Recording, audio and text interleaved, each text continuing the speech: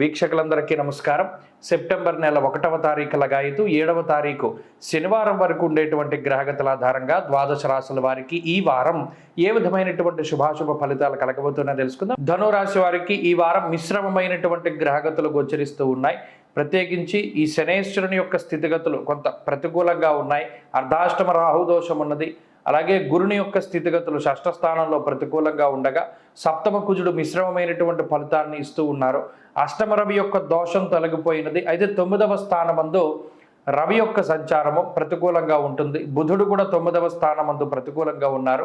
వారం ప్రారంభంలో అష్టమ చంద్రుడితోటి వారం ప్రారంభమవుతుంది కాబట్టి అజీర్ణమయ సంతాప అంటూ ఉన్నది శాస్త్రం. అనగా ఈ వారంలో ప్రత్యేకించి జీర్ణకోశాలకి సంబంధించిన సమస్యలు, ఏదైనా సరిగా తినది అరగకపోవడం కానీ, లేదా ఏదైనా పాడైపోయినటువంటి ఆహారాన్ని భుజించడం కానీ, లేదా కలుషితమైనటువంటి ఆహారాన్ని కలుషితమైనటువంటి నీటిని తీసుకోవడం ద్వారా వచ్చేటువంటి సమస్యలతోటి బాధపడడానికి అవకాశం ఉంటుంది.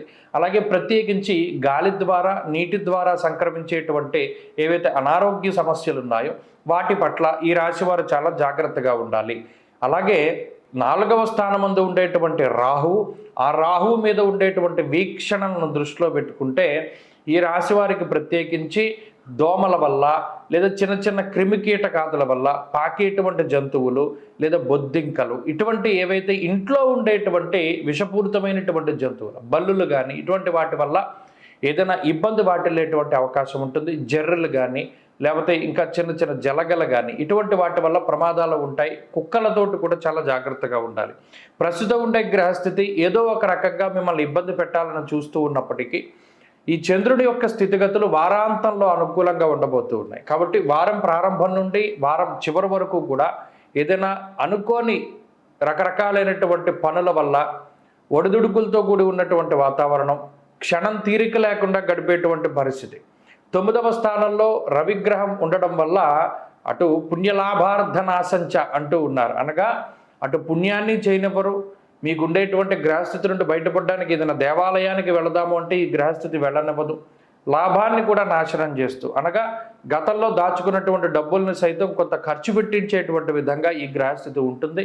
మూలధనాన్ని కూడా ఖర్చు పెట్టవలసి ఉంటుంది. కాబట్టి ఈ ఖర్చులను దృష్టిలో పెట్టుకుని ముందుకు వెళుతూ ఉండడం చెప్పదగినటువంటి సూచన. అలాగే ఉద్యోగ వ్యాపారాల్లో మిశ్రమమైనటువంటి ఫలితాలు గోచరిస్తూ ఉన్నాయి. విద్యార్థులకి కాలం కొంత మిశ్రమంగా ఉన్నది. స్త్రీలకు సైతం ఇదే రకమైనటువంటి గ్రహస్థితి అన్వయమవుతూ ఉన్నది. ధనురాశి వారి ఈ వారంలో మరింత అనుకూలమైనటువంటి ఫలితాన్ని సాధించడానికై అమ్మవారి యొక్క ఆరాధన, ప్రతినిత్యము కూడా దేవీ ఖడ్గమాల స్తోత్రాన్ని పారాయణం చేస్తూ ఆదివారం రాహుకాల సమయంలో అమ్మవారి ఆలయంలో దీపారాధన చేయడం మంచి ఫలితాన్ని ఇస్తుంది. ఈ వారంలో కలిసి వచ్చేటువంటి రోజు సోమవారంగా చెప్పవచ్చును. అదృష్ట సంఖ్య 1, అదృష్ట వర్ణము తెలుపు.